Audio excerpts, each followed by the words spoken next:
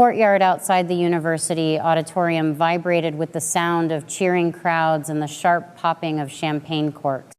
Hundreds of graduates hugged their parents tightly, posing for endless photographs in their heavy, dark academic gowns.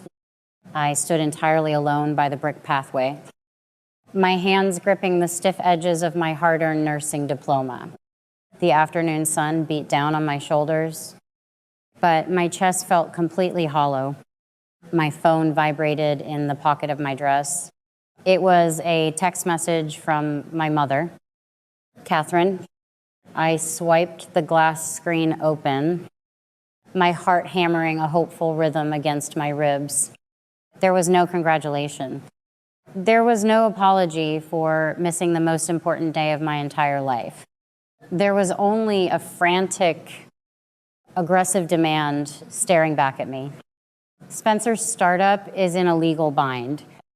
Wire your $10,000 in emergency savings to his account immediately. Family comes first. My throat tightened. I swallowed the sharp, bitter lump forming in the back of my mouth and pressed the lock button on the side of the device. I shoved the phone deep into my pocket. The celebrating crowd around me blurred into a wash of meaningless background noise.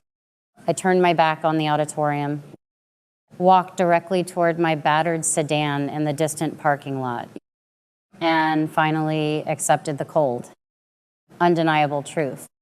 I had no family. 14 hours later, the sharp smell of industrial bleach and metallic blood in the hospital trauma bay grounded my racing mind.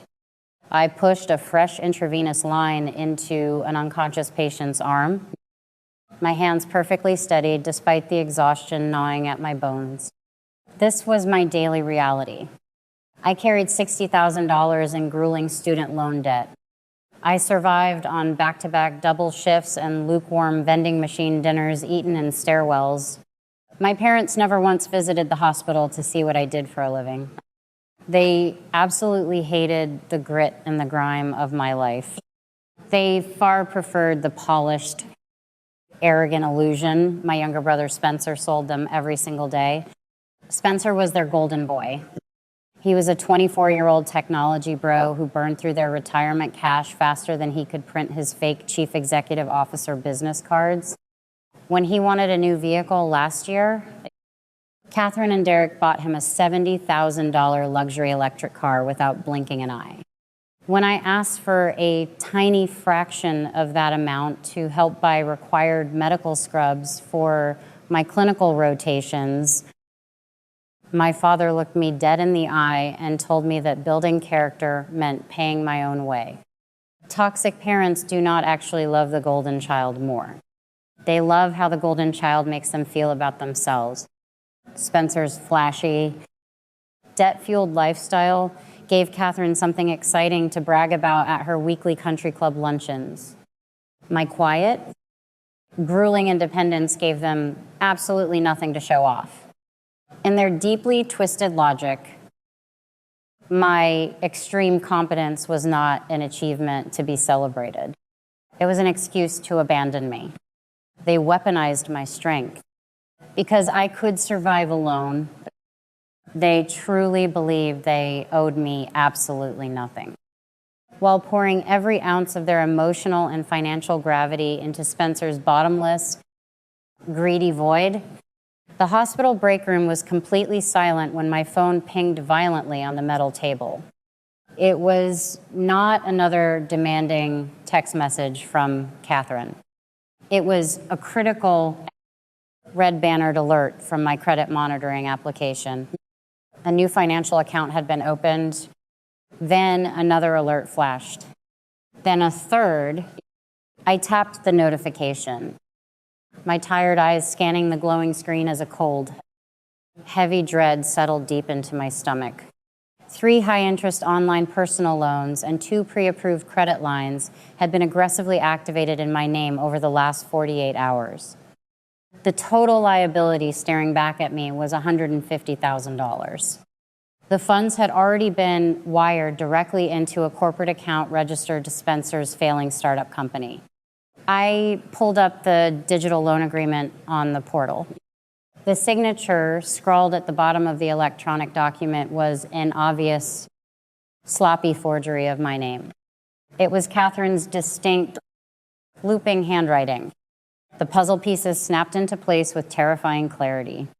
Years ago, right before I moved out of my childhood bedroom, Catherine had insisted on keeping my Social Security card, my original birth certificate, and my old tax forms locked inside her heavy fireproof home safe. She told me it was to protect my identity from thieves. Instead, she had kept those documents as leverage. They had maliciously strip-mined my identity to float Spencer's sinking ship.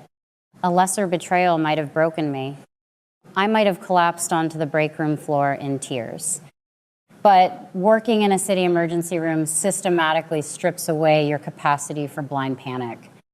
You learn to perform clinical triage.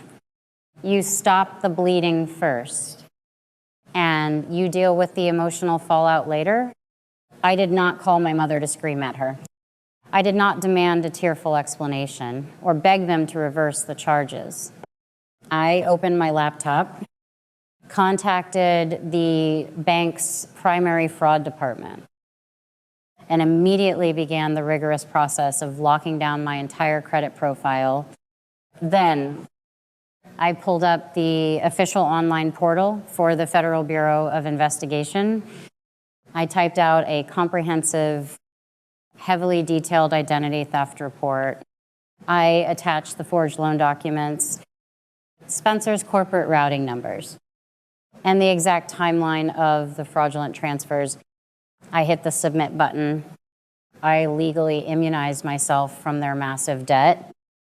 And in doing so, I quietly lit the match that would burn their fate, glittering empire straight to the ground.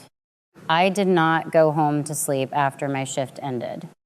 I kept my wrinkled medical scrubs on, drove my battered sedan across the rain-slick city street, and pulled up to the towering glass doors of a high-end rented event venue. Valets in crisp uniforms were parking imported luxury cars under a massive awning. Inside the lobby, a sprawling gold banner read, Spencer Sullivan, Chief Executive Officer, Launch Party. This was exactly where they were. This pathetic display of borrowed wealth was the priority that had eclipsed my nursing graduation. I walked straight through the heavy double doors. The sterile blue fabric of my uniform clashed violently against the sea of silk cocktail dresses and tailored designer suits. Catherine spotted me almost immediately from across the crowded room. She marched across the polished marble floor, her face twisting into a furious, panicked scowl. Her manicured hands shot out, her fingers digging painfully into my arm as she hissed under her breath, demanding to know why my $10,000 had not cleared the bank yet. I easily twisted my arm out of her aggressive grip. I did not yell. I did not cause a theatrical scene. I did not grab the disc jockey's microphone to make a sloppy, emotional public spectacle. True, devastating power is incredibly quiet. I walked straight past my seething mother, heading directly toward the velvet rope table where Spencer was laughing and clinking crystal champagne glasses with 3 major angel investors. I stopped at the edge of their table and dropped a thick, heavy manila folder right onto the center of the glass surface. The federal seal printed on the top document caught the ambient light perfectly. I looked directly into the eyes of the lead investor and kept my voice perfectly level, ensuring every syllable sliced through the jazz music playing in the background. My identity was stolen yesterday to secure $150,000 in fraudulent personal loans to fund this lavish party. The federal wire fraud reports have already been filed with the authorities, and the accounts are locked. I highly suggest you audit his books before you give him another dime. Spencer's smug, arrogant smile vanished instantly. His face turned the color of wet ash. The wealthy investor slowly lowered his champagne glass, his sharp eyes darting from the official federal documents to my brother's rapidly sweating forehead. Catherine and Derek caught up to the table just in time to hear my final quiet words. I looked directly at the two people who gave me life, and I felt absolutely nothing inside my chest. "You are completely cut off," I said softly. "Do not ever attempt to contact me again."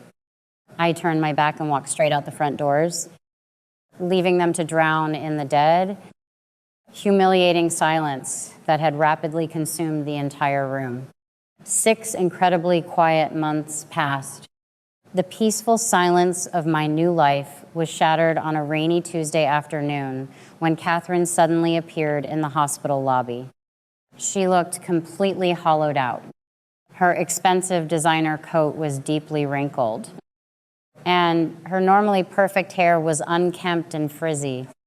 She wept openly in front of the reception desk, loudly claiming that Spencer's business had collapsed, that he was in a very dark place, and that she and my father desperately wanted a healing family dinner to make amends for the past. My finely tuned gut screamed that this was an elaborate trap, but I knew I needed to look them in the eye one final time to truly, permanently sever the cord tying us together. I drove to my childhood home later that evening. The driveway was empty of luxury cars. There was no warm dinner roasting in the oven. The house smelled faintly of dust and sheer desperation. The dining room table was entirely bare, except for a thick stack of legal documents resting in the center. Sitting directly across from Derek was a slick, sharp-eyed criminal defense attorney wearing a heavy gold watch. The truth quickly became obvious. The federal government had spent the last 6 months systematically freezing every single financial asset tied to Spencer and my parents while they built their fraud case. The official criminal indictment was coming down by the end of the week, and my family was completely bankrupt. Derek slid a heavy property deed across the mahogany table toward me. It was the original deed for my late grandmother's house, the only inheritance I had ever received from our extended family. They demanded I sign the house over to them immediately so they could liquidate the property and pay a massive $200,000 retainer for Spencer's criminal defense team. If I refused to surrender my home, the slick lawyer leaned forward and casually threatened to file a barrage of frivolous, exhausting civil lawsuits against me. He promised to drag my name through the mud, tie me up in court for years, and ensure the medical board revoked my nursing license. They honestly thought I was still the obedient, terrified daughter who would fold under the crushing weight of their intimidation. I looked down at the property deed resting near my hands. Then I looked up into my mother's desperate, greedy eyes. A slow, deeply genuine smile spread across my face. I reached into my pocket, pulled out my phone, and slid it across the polished table. The screen brightly displayed a verified, stamped legal trust document. I transferred that property deed into an irrevocable, completely untouchable legal trust exactly 5 months ago. I said, my voice barely above a whisper, "That house currently belongs to a legal entity you cannot sue. You cannot touch, and you cannot threaten. It is perfectly safe from you." Derek's jaw dropped open in shock. Catherine let out a sharp, choked gasp, her hands flying to cover her mouth.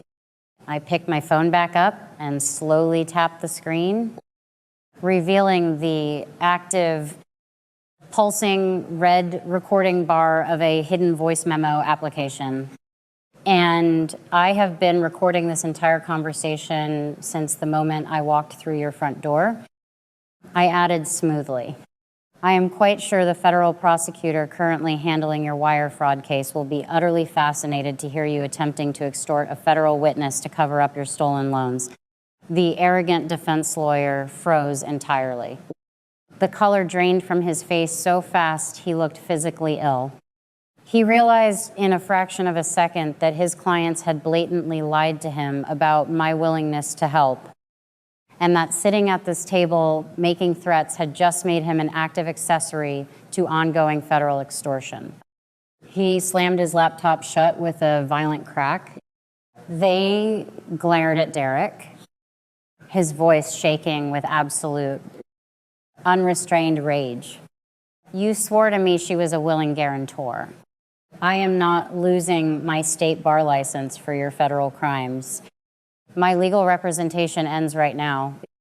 Do not ever call my office again. He grabbed his leather briefcase and stormed out the front door, slamming it so hard the windows rattled in their frames. He did not look back. Catherine collapsed forward into her chair, her face buried deeply in her shaking hands, sobbing uncontrollably as the reality of her total ruin finally crushed her. Derek sat completely paralyzed in his seat. The arrogant family patriarch finally broken by his own monstrous hubris. I stood up, pushed my wooden chair in, and walked out of the house for the final time in my life. The American justice system moves incredibly slowly, but it completely crushes whatever it catches in its gears. 3 months later, Spencer officially pleaded guilty to multiple counts of federal wire fraud and defrauding corporate investors. The judge sentenced him to 4 full years in a federal penitentiary, alongside a strict court order mandating the immediate restitution of nearly $400,000 to the victims. Catherine and Derek were formally indicted as co-conspirators in the loan forgery. The massive legal fees required to defend themselves bankrupted them entirely. They were forced to sell the luxury electric car, allow the bank to foreclose on their sprawling suburban home, and move into a cramped, depressing 2-bedroom apartment on the far edge of town. The local country club swiftly stripped their membership. The wealthy neighbors who used to attend their lavish backyard barbecues suddenly forgot their names and refused to return their calls. I did not attend any of the court hearings or the final sentencing. Over a year later, a plain white envelope arrived at my newly renovated house. The stamped return address belonged to a state correctional facility. It was a handwritten letter from Catherine. It consisted of 4 pages of frantic, manipulative, weaponized guilt. She claimed she was still my loving mother, that she had made terrible mistakes but only did it to protect the family unit, that she was physically sick, and that she desperately needed me to put money on her prison commissary account.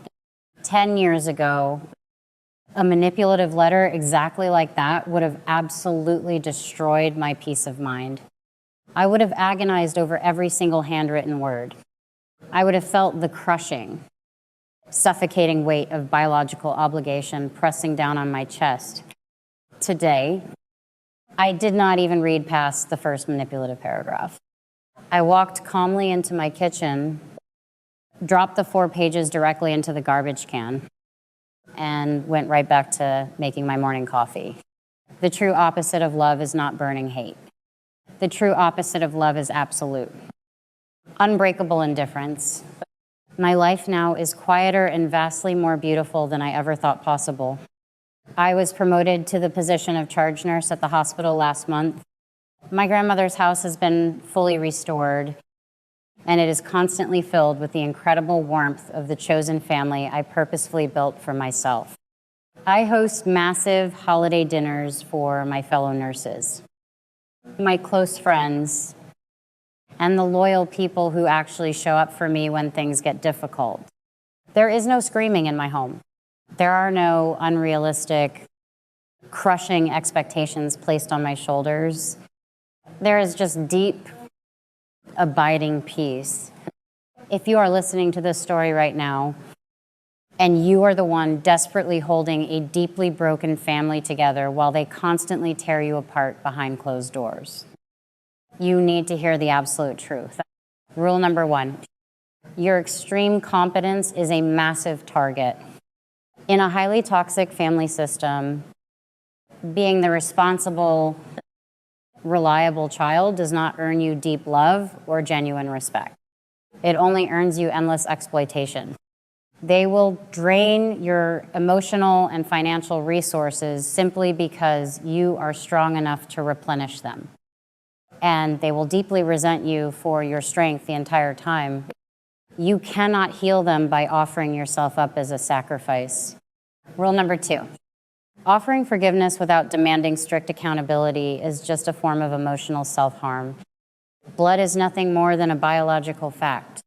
It is absolutely not a moral obligation to endure endless abuse, face financial ruin, or accept devastating emotional neglect. You are completely allowed to walk away from the people who intentionally hurt you, even if you happen to share the exact same last name. Rule number 3, the ultimate, most devastating revenge you can ever take is living a quiet, completely secure life without them. You do not ever need them to understand your boundaries. You do not need them to validate your immense pain or apologize for their terrible actions.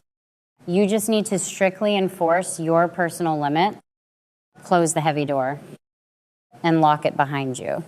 When are you finally going to stop setting yourself on fire just to keep toxic people warm? Trust is something that must be earned every single day, not something that is blindly owed. Drop a comment below if you have ever had to summon the incredible strength to walk away from toxic blood relatives. And please share this video with someone who desperately needs the courage to finally reclaim their own peace of mind. I am Morgan, and after 26 years of carrying a burden that was never mine to bear, I am finally free.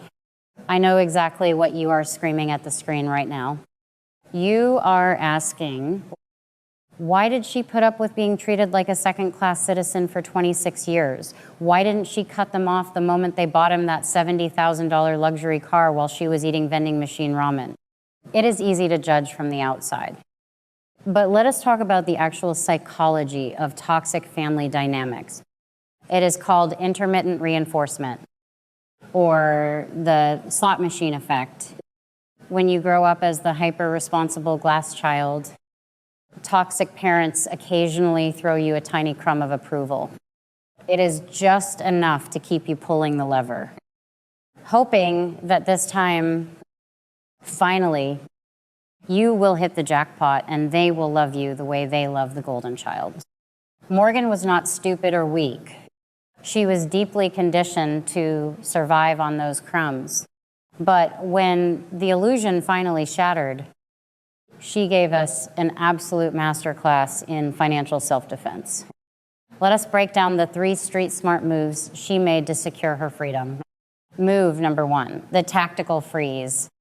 When she saw the $150,000 in fraudulent loans, she did not call her mother to scream. Scammers, even family scammers, thrive on emotional chaos. Instead, she went completely cold. She froze her credit and filed a federal identity theft report immediately. Emotion is your worst enemy when your financial identity is compromised. Immediate. Clinical paperwork is your best friend. Move number 2, the untouchable asset. When it comes to real estate, the name on the deed is a massive target. By transferring her grandmother's house into an irrevocable trust 5 months before the ambush, she legally removed herself as the direct owner. When her parents and that slick lawyer tried to corner her, they were attacking a ghost. You cannot extort someone for an asset they no longer legally hold. Move number 3, documenting the trap. She walked into that fake healing dinner knowing it was a setup. And she had her voice recorder running before she even sat down. In a single move, she captured a criminal defense lawyer engaging in federal extortion. She did not just defend herself, she handed the authorities the final nail for their legal coffin. Here is the ultimate verdict. Your extreme competence and your ability to survive are your absolute superpowers, but in the wrong hands. They are just resources for parasites to drain. The moment you realize the family slot machine is rigged, you have to stop pulling the lever and walk straight out of the casino. Blood gives someone a biological connection to you, but it absolutely does not give them a free pass to destroy your financial future. Have you ever had to legally or financially protect yourself from your own toxic relatives? Drop your story in the comments below. We read every single one. Subscribe to the channel if you want more street smart strategies on protecting your peace and your wallet. And I will see you in the next video.